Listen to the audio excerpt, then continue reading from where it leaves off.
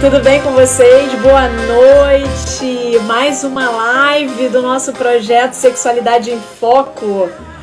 E hoje, com esse tema tão importante, LGBTQIA+, a gente vai saber o que cada letra significa e qual a importância da gente conhecer isso. Já vou fazer a propaganda da próxima live. Olha aí a Débora Brito, do Departamento de Disfunções Sexuais Femininas, querida. Chip da beleza feminina. Existe risco neste modismo? Vai ser agora, dia 17, quinta-feira que vem.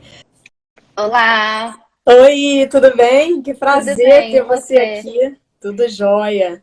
Muito obrigada, o prazer é meu. Obrigada pelo convite. Sempre bom, né, falar sobre esse tema, né, Flávia? Sempre, é cada vez mais importante e acho que mais atual também, né? Cada vez a gente ouve mais, mas ainda pode ser meio confuso às vezes. Com certeza. Eu acho que a ideia do Sexualidade em Foco é justamente isso, popularizar temas e tirar castrações, tirar essas crenças limitantes, libertar as pessoas para uma sexualidade mais leve, mais saudável. Esse é o grande objetivo. Que é o que a gente precisa, né? Acho. Então é uma iniciativa muito bacana, muito interessante. Então vamos lá, eu vou apresentar vocês primeiro, mas vocês depois fiquem à vontade, tá? Para quiserem acrescentar alguma coisa no que eu vou apresentar. Então, hoje, como eu falei, né, o nosso tema é LGBTQIA+, o que dizer de cada letra e qual a importância de conhecermos isto. E é um tema muito atual, como a Flávia falou, e eu estou tendo a honra de receber dois grandes profissionais, que é o Giancarlo Spizirri, psiquiatra, doutor em ciências pela Faculdade de Medicina da USP, médico assistente do programa que presta assistência às pessoas trans do Hospital das Clínicas da USP. E também coordenador do nosso departamento LGBTQIA+, da nossa associação ABENS. E a Flávia Glina, que é psicóloga clínica e especialista em sexualidade humana e doutoranda, gente, em sexualidade humana na Universidade de Porto. Olha que delícia. Então, muito obrigada de vocês estarem aqui. Vocês querem acrescentar alguma coisa? Já querem abrir falando alguma coisa ou posso seguir? Obrigado pelo convite, antes de mais nada, Mônica. A associação também é uma honra fazer parte dessa associação, estar com vocês esta noite discutindo esse tema tão relevante. Então, muito obrigado. Sim, também quero agradecer de novo e que foi uma honra, assim, fiquei muito feliz com o convite de poder estar com o Jean. Já tive algumas trocas, né, que eu também faço parte do departamento, mas de hoje estar aqui também poder trocar com algumas pessoas e falar desse tema que é tão importante, que a gente gosta bastante, né, Jean? Flávia também faz parte do departamento LGBTQIA+, gente. Se faz muita confusão com várias questões. Então eu vou começar, assim, pra gente ir esquentando, né, perguntando qual é a diferença entre sexo e gênero. E aí eu acho que o Jean pode ir falando, a Flávia complementando e vice-versa, quem quiser falar, abre. Então, vamos lá. Aliás, esse é um tema bastante interessante, né? Porque a gente tem, quando a gente ouve a palavra sexo, né, ela remete a mil significados, né? Mas na ciência, na área das ciências da saúde, também em outras também, sexo se refere tão somente às características biológicas. Então, por exemplo, né, sexo tem a ver com cromossomos, sexo tem a ver com hormônios sexuais, sexo tem a ver com as características físicas, por exemplo, com a genitália. Então, isso é sexo. Então, sexo é relativo às questões biológicas, né, para a gente. É claro que sexo tem uma série de os outros significados, mas vamos nos ater somente a isso hoje. Sexo se refere às questões biológicas. Já, por sua vez, né, o termo gênero, ele é um termo que ele vem sendo empregado, né, para traduzir aquela sensação mais interna, aquela percepção mais interna de como que eu me percebo, ou de como que eu me sinto, né, homem, mulher, trans, não binário. Então aquela sensação mais interna, né, que a gente tem, que não necessariamente tem relação com o sexo. Eu acho que a Flávia pode seguir dizendo o que é, né, pode complementar se quiser, mas o que é uma pessoa cisgênero, por exemplo, que muita gente já confunde a beça. Uhum. Primeiro, assim, acho que essa diferenciação, a gente começa a partir desse ponto é muito importante, porque aí, como o Gia falou, são coisas diferentes que não necessariamente estão relacionadas. E ainda é muito comum, que acho que muitas pessoas na nossa sociedade entendam as duas coisas como relacionadas, ou se é um, então automaticamente a pessoa é de uma forma, né? Então, quando a gente fala das pessoas cisgênero, são as pessoas que se identificam com um gênero atribuído no nascimento. Então, é uma criança que nasceu, por exemplo, do sexo feminino e que ela também se identifica, né, o gênero, ela se identifica com o gênero feminino, com uma mulher. Então, isso é uma pessoa cisgênero, em que o sexo e o gênero estão em concordância, ou sim. E o gênero binário seria a mesma coisa, Giancarlo? Só complementando um pouquinho que a Flávia falou, talvez para ficar um pouquinho mais claro, né?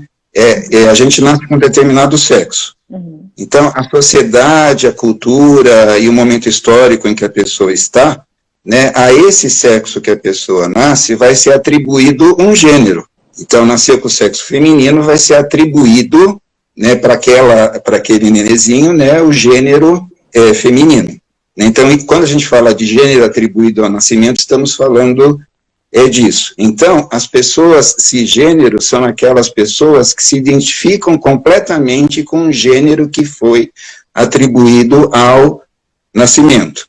Né? Isso corresponde à grande maioria das pessoas. Né? Já, por sua vez, né, o gênero não binário, né, é um termo guarda-chuva, né, que se refere àquelas pessoas, né, que não se identificam, né, completamente com esses padrões homem ou mulher, estão fora desses padrões, ou então em algum lugar entre esses padrões. Né, mas mais para frente a gente volta e fala sobre isso, talvez fique mais claro. Então a gente poderia dizer, me corrijam se eu estiver errada, tá? A gente poderia dizer que o cisgênero é aquela pessoa que se identifica com está em conformidade com o sexo biológico dela. Ou não? Não é exatamente isso. É aquela pessoa que se identifica completamente com aquele gênero que lhe foi atribuído ao nascimento. Que tem a ver com a cultura, muito mais que com a cultura do que com as expectativas sociais, etc., com uma série de fatores que a sociedade responde àquele sexo que a pessoa nasceu. E é bom lembrar, né, que nem todas as pessoas, né, vão ter um sexo, né, com características totalmente, né, femininas ou com características totalmente masculinas. Mas mais para frente a gente também volta para falar sobre isso. Eu acho que só um bom exemplo para a gente entender, que é mais essa questão do gênero, né, cultural, é um exemplo de quando, por exemplo, descobre o sexo do bebezinho. Aí vamos supor que é do sexo feminino. E aí todas as expectativas, tudo que começa a se fazer, comprar as coisas e o que se cria em cima dessa imagem do feminino, do gênero feminino. Então é muito comum numa loja de bebê, ao lado das meninas, sei o quê? Tudo rosa. E aí o quarto rosa. Enfim, os próprios chá, revelação, são utilizados a cor rosa ou azul. Então, acho que é toda essa parte mais social e cultural que é atribuída a determinado gênero. E as pessoas acabam relacionando isso automaticamente com o sexo, que são as características biológicas. Mas e quando a pessoa não se identifica com o gênero atribuído ao nascimento? Como é que fica isso?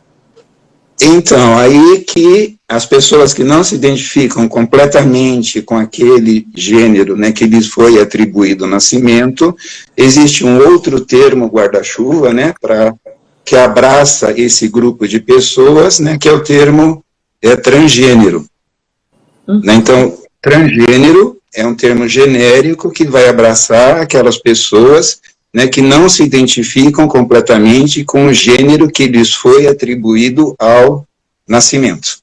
Tá? Você quer complementar alguma coisa, Flávia? Essa coisa do azul e do rosa é uma coisa muito clássica, né? Eu acho que fica fácil da gente entender mesmo. E eu acho que ali já começa uma questão, né? Quando a pessoa não se identifica com o gênero atribuído ao nascimento, né? A gente ainda está inserida numa sociedade que está engatinhando nisso.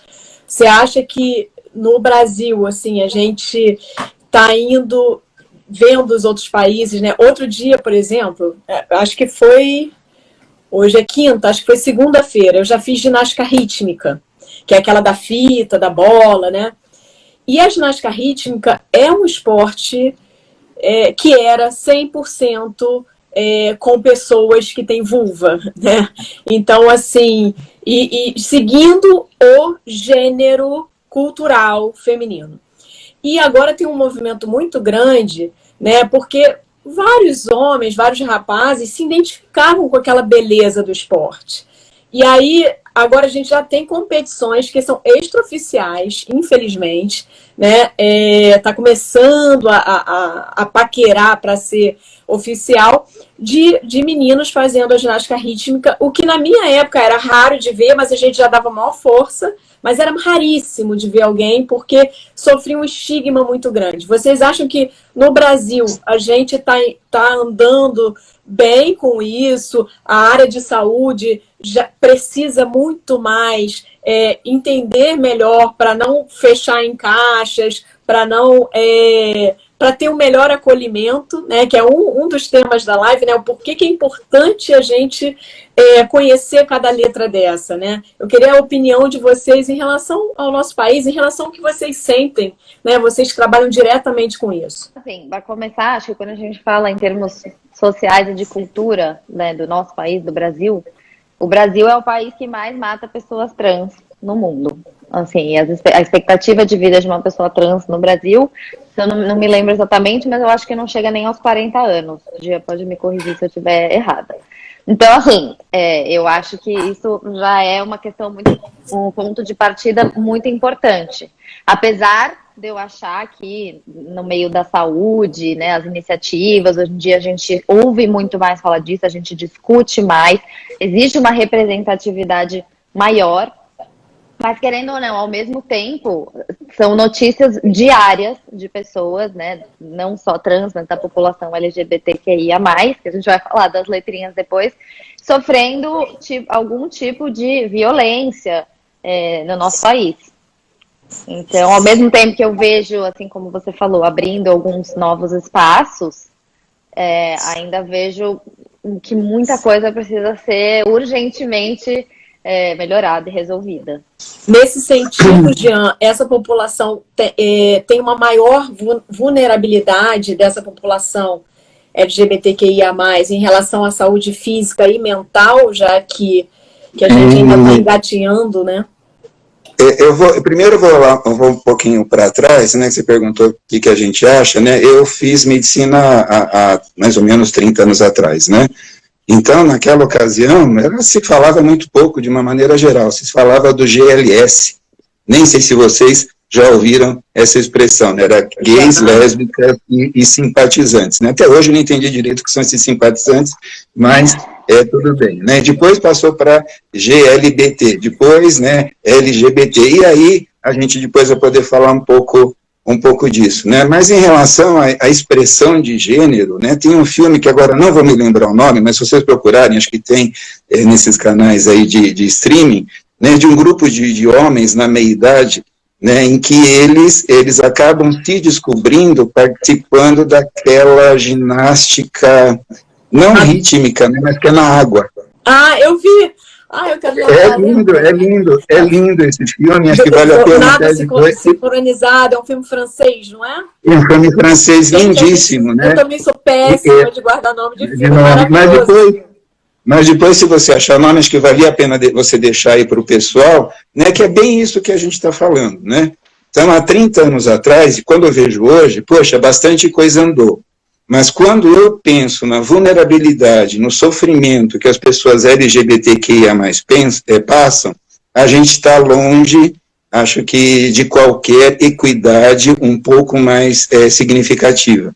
Né? E eu acho que por isso é que a gente está aqui, é importantíssimo falar disso, né, para tentar e diminuindo um pouco essas diferenças, né, no que se refere a gênero, na identidade de gênero, também na identidade sexual, né, que a gente vai comentando, né, mais adiante. Ó, eu estou com o meu vice-coordenador, que é meu marido, aqui do meu lado. Ele fez uma pesquisa e já viu o nome do filme. Gente, vale muito a pena ver, porque é muito divertido.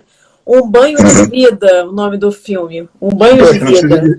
Não preciso dizer mais nada, é um banho de vida mesmo para todo mundo. Aí assistam esse filme, que acho que vai ser bem legal, né, para romper, né, paradigmas aí em relação à expressão de gênero e por diante. Isso, então vamos lá, né? O que significa essa sigla LGBTQIA+, que o mais já está dizendo assim, vem mais coisa pela frente, né? E oxalá. Isso aí.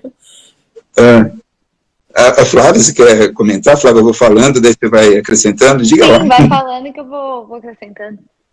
Então, LGBTQIA+. Vamos começar com LGB. O LGB está mais relacionado às identidades sexuais, né? Então, L, né, está relacionado às mulheres lésbicas, ou seja, mulheres que têm atração afetiva, romântica e sexual por outras mulheres, né? O G, de gay, né, são aquelas pessoas, os homens, né, que têm atração afetiva, sexual e romântica por outros homens. Então, LGB. E bissexuais, né, B, né, são aquelas pessoas que têm atração romântica e afetiva por ambos os gêneros binários, digamos assim, né, homem e mulher. Né. Isso pode ser fluido ao longo da vida, por exemplo, para as pessoas bissexuais. Né. Então, o LGB, né, relacionado a isso. Daí a gente fala das outras letrinhas, né, depois. Você quer acrescentar alguma coisa, Flávia? Só queria falar que eu achei interessante essa separação que você fez, né, porque é uma coisa comum que eu também vejo ainda, muitas pessoas que confundem quando a gente fala de identidade de gênero, expressão de gênero e orientação sexual, né, então essas letrinhas, elas dizem mais de por quem, ou por qual gênero, a pessoa se atrai afetivamente, romanticamente, sexualmente, não necessariamente como essa pessoa se identifica, é a sua expressão de gênero, né? Então, acho que ainda muitas vezes tem uma confusão como se fossem as mesmas coisas, mas a forma como uma pessoa se identifica não necessariamente está relacionada com por qual pessoa, qual gênero ela se atrai. Eu acho que isso causa muita confusão mesmo, né? Eu acho que vocês podiam falar mais disso, da expressão de gênero, a identidade de gênero, para poder, eu acho que, colocar as pessoas mais localizadas, né? Vamos lá, por exemplo, né, a gente vamos seguir, a gente tem a letrinha LGB, né, acho que está clara, né, LGB, daí vamos para a letrinha T. Né, a letrinha T, principalmente aqui no nosso país, ela se refere as pessoas que se identificam como transgênero, as pessoas que se identificam como transexual, as pessoas que se identificam como travesti. Então, o T, no nosso país, ela tem essa gama de possibilidades de identificação, que em países de língua inglesa, por exemplo, geralmente tem a ver mais com a palavra transgênero. Né? Então, se a gente imaginar, por exemplo, aqui uma mulher transexual, né? Uma mulher transexual é uma pessoa, né, que nasceu com o sexo masculino, mas que se identifica ao longo da sua vida com o gênero, né, feminino. Essa mulher trans, ela pode ter as mais diversas atrações sexual, inclusive não ter atração sexual, certo? Essa mulher trans, ela pode ter atração sexual por homens, podem ter atração sexual por homens ou mulheres, pode ter atração sexual por homens, pode não sentir atração sexual, pode ter somente atração romântica, e por aí vai. Fica um pouco mais ou menos claro? Uhum. Né? Então, essa seria a letrinha T, né, que também, né, é um termo guarda-chuva, né, que reúne todas essas possibilidades, né, identitárias. Né, que no nosso país são as pessoas que se identificam como transgênero, transexuais e travestis. Beleza, então vamos seguir agora para o Q. Depois do T vem o Q. Aí a coisa complica um pouco mais, principalmente também no nosso país, né, porque o Q é queer, Não é uma sigla que a gente está lá muito habituado, né, mas ela faz um paralelo com o início, lá quando você perguntou do não binário. Né, então, são aquelas pessoas que não se identificam com esses padrões culturalmente impostos, né, que estão associados ao homem e à mulher. Né, elas se identificam com algum gênero que está fora desses padrões, ou então entre esses padrões. Há pessoas que se identificam, por exemplo, usando esse termo, bigênero. Eu sou bigênero, eu me identifico tanto como homem como mulher. Há pessoas que se identificam como agênero, né? Eu não me identifico com nenhum desses gêneros, né? E também, então, esse termo não binário, né, é um termo guarda-chuva que vai abraçar todas essas identidades. Na verdade, nesses termos, muitas vezes eles se sobrepõem.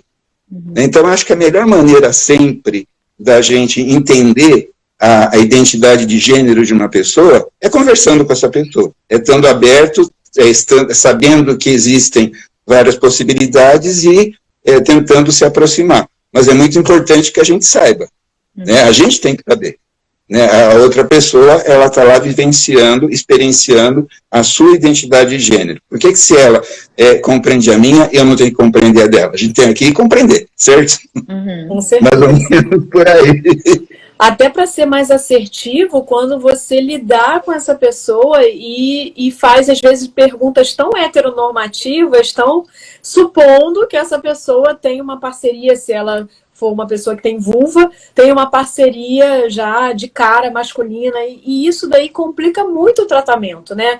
E afasta, né? Não cria vínculo. Eu acho que o mais importante de você, se você quer, não só para a área de saúde, porque essa é uma live aberta, então se você quer viver em paz, se você quer respeitar o outro, se você fala da empatia, se você acha minimamente, né, que, nossa, como é importante respeitar o outro, se você frequenta um local que fala sobre isso, né, seja religioso, seja filosófico, então, né, você precisa abraçar, né, também toda essa população dessa maneira. Se você não sabe, pergunte educadamente, olha, como você gosta de ser chamado ou chamada, sabe? Eu acho que são coisas simples, a gente complica muito, né?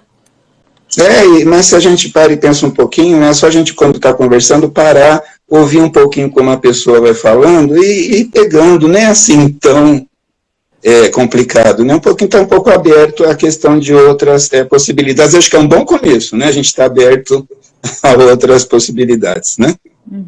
E acho que parar para pensar um pouquinho, porque às vezes a gente tem, como a Mônica falou lá no começo, algumas crenças, algumas coisas que pra gente, às vezes a gente pensa que é automático e assume alguma coisa, né? Ou até pronomes quando você está conversando com alguém. Então, às vezes a gente parar para se questionar também e tá aberto para ouvir aquela pessoa, né? Porque às vezes a gente nem percebe que a gente já assume verdades e coisas sobre qualquer outra pessoa, né? Não só falando de identidade de gênero. Então, acho que o mais importante assim, a gente olhar pra gente também para poder estar aberto para as possibilidades daquela outra pessoa.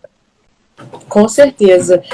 E assim, a gente estava falando da questão da vulnerabilidade, né? Vocês acreditam que há maior vulnerabilidade dessas pessoas em relação a até não só a questão da saúde física e mental, mas extrapola isso, né? A questão do trabalho, que para a gente também é importante, porque a gente vê o indivíduo de forma integral. Então, qualquer coisa que ele esteja ou ela esteja sofrendo, né, isso vai impactar negativamente em vários quesitos da vida dessa pessoa, inclusive na saúde. Eu queria que vocês falassem um pouco sobre isso.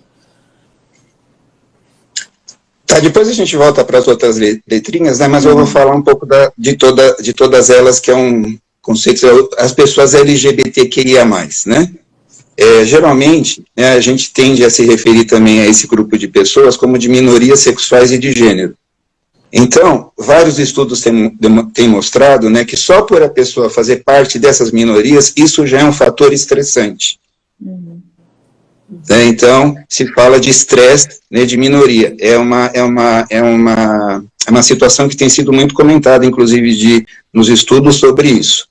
Né? Se a gente pensa nas pessoas LGBTQIA+, né, sem dúvida nenhuma, né, as pessoas trans, as pessoas não binárias, né, são aquelas que ficam mais à margem, né, ainda da sociedade. E, quando a gente pensa assim no geral, todas as pessoas LGBTQIA+, elas têm maior vulnerabilidade, por exemplo, a várias situações, né, relacionadas a transtornos psiquiátricos, por exemplo. São muito mais frequentes, transtornos de depressão, de ansiedade, uso de substâncias, né, tanto lícitas quanto ilícitas, né, a ideação suicida ou até tentativas de suicídio é muito maior nessa população. Isso eu estou falando do ponto de vista clínico-psiquiátrico, né? Quando a gente pensa também em outras especialidades, por exemplo, né, é muito comum que um colega que não esteja habituado a lidar com pessoas com orientação sexual não heteronormativas, né, que ele não consiga, muitas vezes, dialogar, né, com aquela mulher, por exemplo, aquele homem, que chegando dizendo que tem uma orientação, né, que não é heteronormativa, né. E eu vou falar aqui também esse estudo, ele é super bonito, né, aliás, não é um, são até dois, né, que eles avaliaram durante anos, o Brasil, inclusive, estava incluído nesse estudo, tanto nos países em desenvolvimento, quanto também nos países mais desenvolvidos, né. Esses estudos mostraram o seguinte, que existe uma relação mútua entre melhor desenvolvimento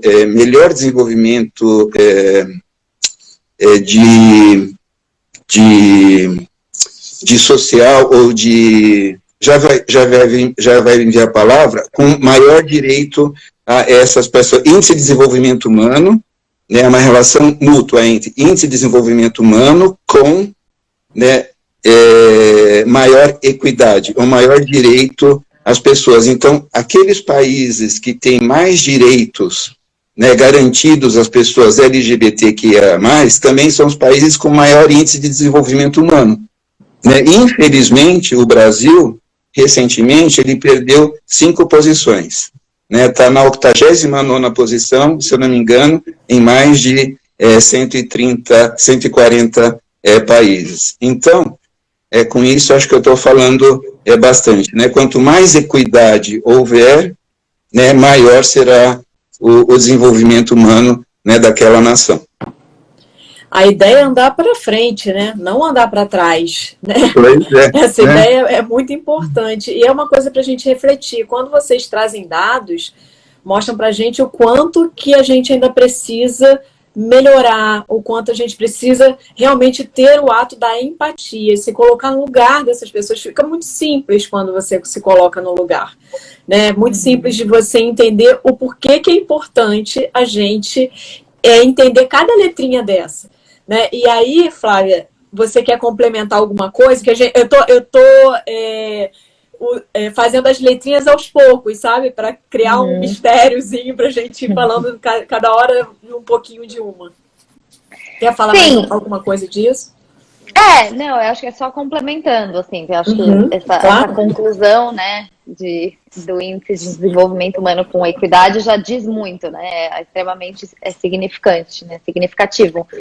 Mas isso também mostra, né, o estigma que ainda existe, né? As minorias muitas vezes se deparam com muito estigma, muito preconceito, e aí isso perpassa não só a parte da saúde, né, dos profissionais da saúde, como o social, a questão de trabalho, né, menos oportunidades de trabalho, menos oportunidades no geral. Então, isso inevitavelmente torna essas pessoas mais vulneráveis para questões, né, de saúde mental. Sim. Então, vamos continuar as letrinhas. A gente já falou do L, do G, do B, do T, do Q. E agora vamos entrar no I, né? E o que significa esse I? O I, ele se refere às pessoas intersexuais, ou seja, aquelas pessoas que tiveram diferenças no seu desenvolvimento sexual. Né?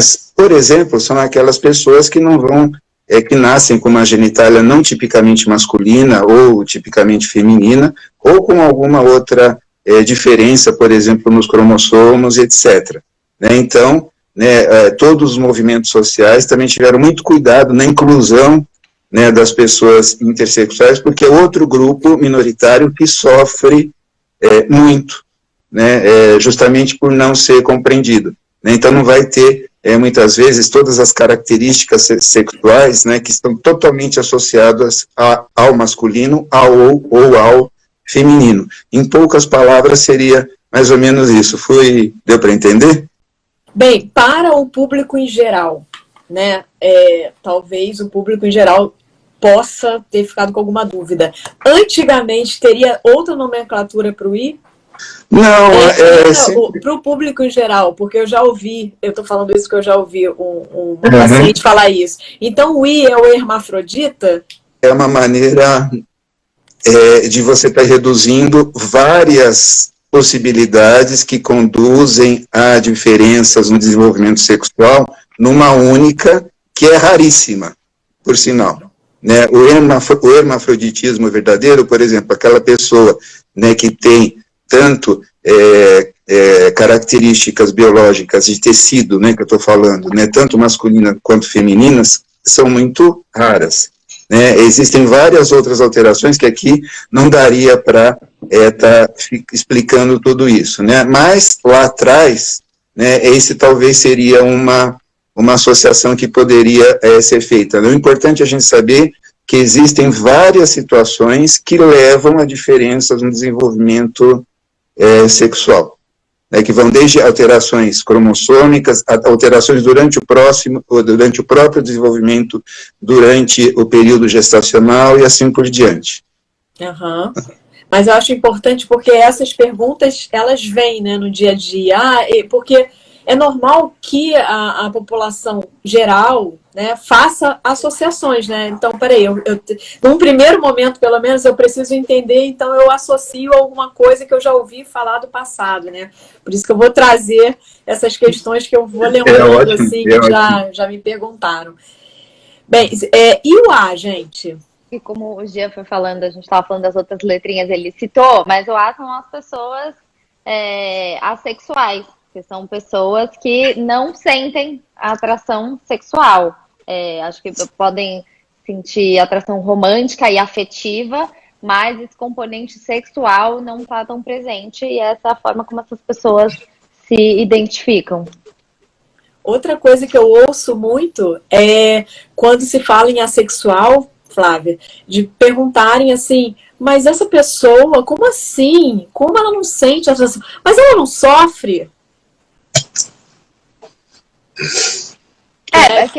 Quem faz essa pergunta, né, é parte de um ponto de uma pessoa que tem atração sexual, que é um componente muito importante, né? Então, talvez seja difícil, assim como às vezes acho que pessoas fazem confusão também, por exemplo, com a questão do não binário, do termo guarda-chuva, assim, mas como assim tem outras possibilidades que não homem ou mulher, né? Que na verdade é um mundo, né, de possibilidades e diversidade, mas às vezes, acho até por causa dessas relações que às vezes a gente faz com alguma coisa conhecida, fica difícil de entender, mas também é porque a gente tô olhando com o meu olhar para aquilo, e aí por isso a gente volta naquela questão do estar aberto, de como as pessoas são, das diversas possibilidades, porque não necessariamente uma pessoa é igual a mim ou a você, ou você, né? Então... E também só para vocês perceberem como não é tão incomum assim, né, pessoas assexuais, e é importante também isso ser ressaltado, né, que as pessoas assexuais, ACE, geralmente é a sigla que se usa, né, para as pessoas assexuais, como a Flávia falou, muitas dessas pessoas podem ter, sim, o interesse em terem um relacionamento romântico, né, mas não tem a questão, né, da atração sexual, enquanto outras não, né. Não existem tantos estudos assim populacionais, né, que identificaram a porcentagem de pessoas ACE ou pessoas assexuais no mundo, né, mas de uma certa maneira, de uma maneira geral, cerca de 1% das pessoas, né, vão se identificar ou se identificariam dentro dessa categoria, né, e quando eu vou um pouquinho além, quando eu falo das pessoas LGBTQIA+, no mínimo eu estou falando, né, de 10% ou mais da população, né, então a gente precisa, né, compreender e estar atento, né, uma parcela significativa aí da população, né, que não corresponde ao que a gente chama de cis normatividade. Beleza. E, assim, como profissionais, né, da área de saúde, como que nós, da área, como que vocês, assim, aconselham a nós, profissionais da área de saúde, a lidar com essa população LGBTQIA+. E o Jean, que dá aula, não sei se a Flávia também dá aula em faculdade, ou algum curso, alguma coisa, de falar também como é que é a nossa preparação, né? O que vocês veem do passado, se há alguma evolução na nossa própria preparação como agentes de saúde, né? Eu vou deixar para vocês falarem, depois eu vou complementar, porque eu também sou agente de saúde. E, enfim, eu queria que vocês comentassem sobre isso, né? Como é que está a questão dos agentes de saúde em relação ao atendimento, à formação, né, na faculdade mesmo, para atender esse tipo de público LGBTQIA+, que faz parte do nosso público, faz parte da nossa grande diversidade. Bom, acho que o Gia até falou no começo, assim, que, né, na época dele não se falava disso, assim, e na minha formação como psicóloga, faz acho que 7 anos que eu tô formada, isso também não era abordado. Assim, eu fui estudar, mais aprofundar essas questões, realmente foi na especialização, que eu até tive aula com o Jean, inclusive, foi meu professor, mas foi só nesse ambiente muito específico que eu escolhi, né, cursar, que essas coisas foram abordadas e estudadas, enfim. Então, assim, na formação de psicologia, que acho que a minha é a mais recente aqui, dentro da área da saúde de vocês, isso, por exemplo, não era abordado. Não sei como é isso atualmente. Mas isso eu acho que evidencia uma coisa bem importante, né? Que nas formações de agentes de saúde gerais, né, pelo menos na minha, isso não está sendo abordado, e como isso é uma defasagem grande, né? Assim, acho que aponta para uma coisa bem importante, assim, bem urgente. A gente dando aula até fora, depois em cursos, né, sempre faço essa pergunta, né, você teve na sua formação, principalmente para os profissionais de saúde, né, que são aqueles que deveriam ter esse tipo de formação, né, grande parte, se não a maioria diz, não tive nada, não foi discutido. Isso em todas as áreas, na área da fisioterapia, Mônica, na enfermagem, na medicina, na psicologia, no serviço social, né, falando aqui só da saúde, né? E quanto mais que se dirá, talvez, também em outras áreas, né? Como a gente também deveria se apropriar das outras áreas do conhecimento, como a antropologia, as ciências sociais, né, que são áreas que se voltam um pouco mais, né, também para essas questões, né? Mas eu acho que é importantíssimo também a gente não resumir, né, a questão LGBTQIA+, com esse nome, né, a LGBTQIA+. Não. Cada pessoa, ela tem a sua singularidade, né? Essas letras, né, elas são muito em decorrência, e ainda bem que os movimentos sociais batalharam muito para isso, né, para esse reconhecimento, para que a gente está aqui hoje falando sobre isso, para inclusive aqui no departamento, a gente tem um departamento, né, LGBTQIA+, isso é consequência, fruto, né, desses movimentos, né, que as pessoas são diferentes, né, e cada letra tem o seu significado. Então, a gente precisa entender, né, como que a saúde reprodutiva, a saúde física das mulheres lésbicas, dos homens gays, das pessoas bissexuais, a saúde das pessoas assexuais. Até havia uma pergunta aqui passando, né, geralmente as pessoas assexuais são muito incompreendidas, né, como se isso fosse uma questão, né, que não pudesse ser assim. Não, pode ser assim sim. Né, há pessoas que não sentem ou não se percebem com atração sexual. Isso não é nenhum mérito e nenhum demérito, é só uma questão, né, de característica como qualquer outra, tá? Sim, exatamente. Eu acho que só para complementar isso que o Gia falou, né, que a gente não pode reduzir essas pessoas a essa sigla, né, mas até é importante, acho, pontuar por que o mais tá nessa sigla também, porque essas letrinhas, que já são muitas e que a gente falou, não esgotam as possibilidades do que as pessoas podem ser, né? Então o mais tá aí para mostrar que existem outras possibilidades, outras identidades, outras expressões dentro dessa sigla e das diversas possibilidades que um ser humano pode ser, né? Então... eu só dando o meu testemunho como também agente de saúde, eu estou formada há 20 anos e também não tive nada de formação. Aliás, gente, normalmente os agentes de saúde têm que buscar por fora uma formação em sexualidade. Então, eu até convido a todos aqui que estão assistindo, que são agentes de saúde, a sempre acompanhar a Bens, a se inscrever na Bens, né?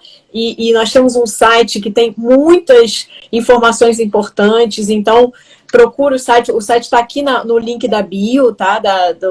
No Instagram da Bens, e é uma oportunidade única para os profissionais de saúde para poder trocar, porque a gente tem vários WhatsApps onde a gente troca casos clínicos com pessoas do maior quilate, com muita experiência e com muita cientificidade, que é muito importante. Então, eu fui buscar também isso fora, né? Eu acho que como a maioria, e me preocupo hoje em colocar, né, pelo menos uma parte disso no meu curso, né? Quando eu dou algum curso, alguma coisa. E eu acho que também, né, é muito importante a gente ter um olhar, mas por que isso é importante? Porque cada pessoa, do jeito que a gente cada um tem uma peculiaridade. E grupos também têm peculiaridades. Então, como a gente, às vezes, não tem aquele lugar de fala, é importante que a gente vá buscar como que a pessoa se sente, o que está acontecendo com ela, qual é o contexto de vida dela. Como a gente falou, se a gente vai atender uma pessoa pensando na integralidade dela, qualquer coisa vai refletir na saúde dela. Então, a antropologia da qual o Spizirri falou é muito importante para contextualizar tudo isso que vem acontecendo com a pessoa, de ter maior vulnerabilidade para ter alguma patologia depressiva, alguma coisa do psique, do emocional. Então, eu acho que até para a gente encaminhar, trabalhar em conjunto, ter uma equipe interdisciplinar e saber da importância disso para essas pessoas, né? Enquanto eu ouvia você falar, né, para dar, né, algum exemplo, né, por exemplo, quando a gente estuda, por exemplo, a disfunção erétil, né, a maioria dos estudos que foram feitos com disfunção erétil, né, foram feitos com pessoas de gênero heterossexuais, ou seja, homens cis, né. Pouco se estudou, se estuda, né, sobre essa disfunção, né, com os homens gays. Né. Então, esse exemplo, né, mostra que, ao a gente se aproximar, né, dessas questões da diferença, a gente só cresce, primeiro enquanto pessoa, acho que mais que tudo, e também enquanto profissional. Exatamente, eu vou dar um outro exemplo. A gente amplia o nosso leque, né, de entendimento e de compreensão, né, do ser humano. Né? Exato. Como muitas pessoas acham que as mulheres que fazem sexo com outras mulheres não querem penetração, nunca têm penetração, e aí se deparam às vezes com uma mulher que tem vaginismo, né, que é aquele medo da penetração, mesmo querendo tê-la, e às vezes pode questionar para a mulher, mas por quê? Né? Como se fosse assim, estranhar. Então a gente cria um script para as pessoas, botando cada uma numa caixinha. É disso que a gente está falando, da gente abrir a mente, acolher, talvez ouvir mais do que falar num primeiro momento. Né? Se você não tem o hábito de atender a diversidade, então pelo menos ouça mais, colha as informações, reflita, vai estudar e depois você vem mais assertivamente, né, com questionamentos que são direcionados para aquela pessoa e não para o que a gente foi habituado a ouvir e culturalmente, né, infelizmente, com uma visão extremamente heteronormativa.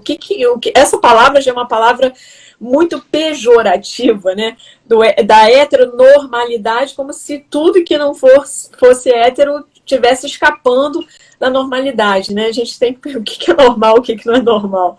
Né? Normal é ter saúde, é estar feliz, é ter qualidade de vida, isso que é normal.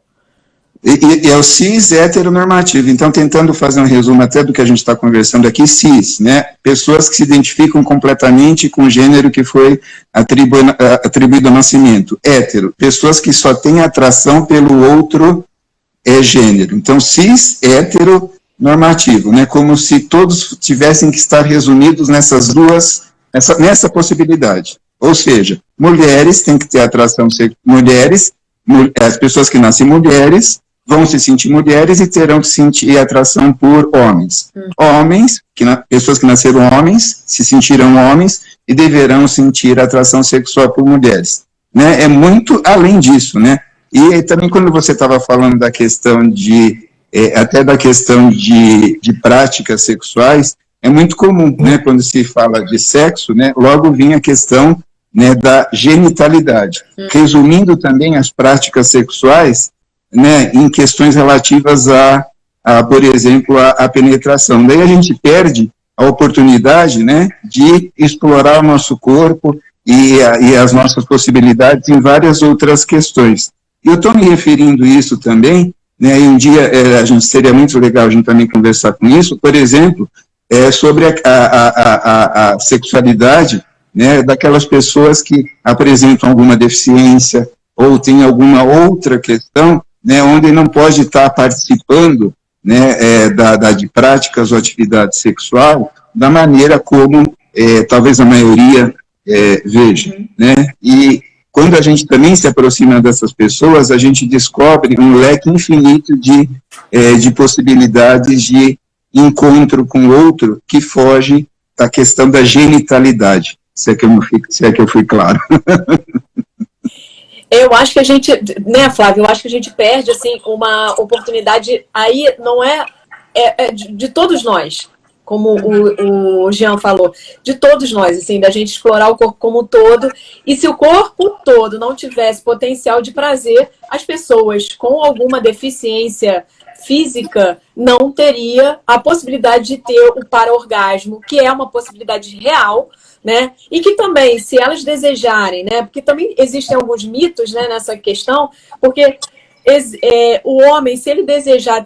Outra coisa, né, que a gente peca na hora de julgar o paciente é o homem que chega e numa cadeira de rodas porque tem enfim, uma tetraplegia ou né, alguma deficiência medular, né, alguma lesão medular, e aí as pessoas acham, não, mas como é que essa pessoa transa? Primeiro que ela transa dessa maneira como você está falando, porque ela pode explorar várias possibilidades. Agora, se quiser, também existe o tratamento, inclusive a gente está nessa associação, né, que tem o setor, né, o departamento de disfunção erétil, que trabalha com isso de disfunção erétil, das disfunções sexuais masculinas, que também vai nessa direção, né? Esses homens têm um tratamento que é muito eficaz para o caso, se eles quiserem, por exemplo, ainda continuarem na genitalidade. Então, e é muito mega eficaz. E as pessoas acham que não, nunca mais vai ter penetração. Não, vai ter sim, é só procurar um urologista, porque existe tratamento para isso. Né? Então, assim, existem possibilidades.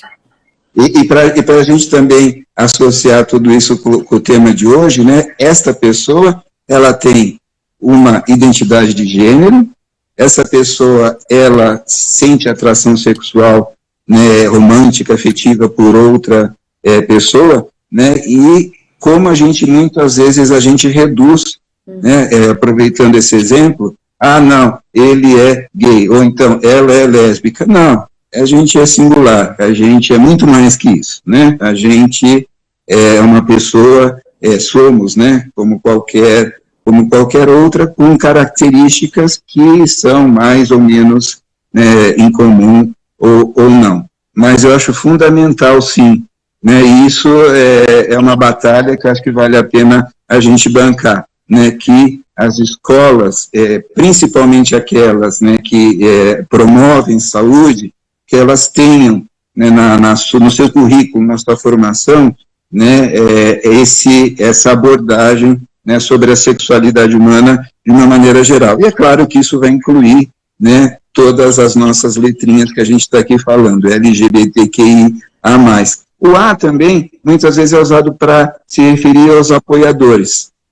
E ainda bem, né, que são aquelas pessoas, né, que estão aqui ao lado, né, pela causa. E o mais, como a Flávia também havia, né, falado, é para fazer alusão a todas as outras possibilidades identitárias, tanto do ponto de vista de identidades sexuais, quanto de identidade de gênero também. Então, volto lá para o comecinho, para o LGBTQIA+. E acho que você pontuou agora a questão da educação, né? E a gente estava falando das formações em saúde, mas eu acho que seria fundamental também, porque no nosso país, quando a gente fala de educação sexual nas escolas, a gente fala de alguma coisa que se refere a contracepção e ISTs, né? O resto de toda uma sexualidade, uma pluralidade de vivências e experiências, ou até identidades e expressões de gênero, isso não é abordado. E eu acho que isso precisaria urgentemente ser abordado nas escolas, desde pequenas, porque são como as pessoas são. E essas crianças vão se deparando com isso conforme elas vão crescendo, conforme vão virando adolescentes, adultos.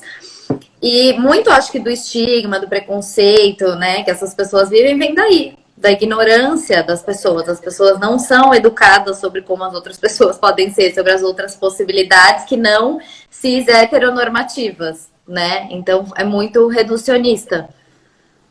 Talvez, eu acho que a gente pode, já estamos quase finalizando, e eu queria um recado final de vocês, mas eu acho que eu vou finalizando aqui, deixando vocês falarem, talvez pensarmos, refletirmos o que a gente acha de sexualidade, que engloba tudo isso, abarca tudo isso, e sexo.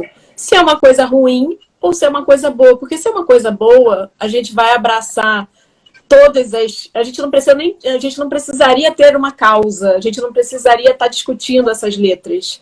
Porque estar no movimento LGBTQIA+, mesmo sendo hétero, enfim, é você estar lutando em primeiro lugar pela paz. Então, acho que é essa mensagem que eu queria deixar para vocês. E eu queria também pedir a vocês para deixar a mensagem de vocês, o que vocês querem falar. Muito obrigada, né? E agradecer.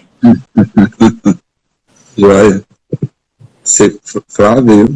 Bom, não, acho que a mensagem que eu queria deixar, acho que a gente já falou, mas acho que é um bom resumo, de perguntar, né, de se abrir para o outro, né, esquecer as nossas verdades. Quando eu me deparo com uma outra pessoa, qualquer pessoa que eu não conheço, eu não vou assumir verdades. Às vezes vou, né, mas eu tenho que me abrir para essa pessoa se expressar. Então, eu acho que é isso, para público geral, para profissionais da saúde, pergunta.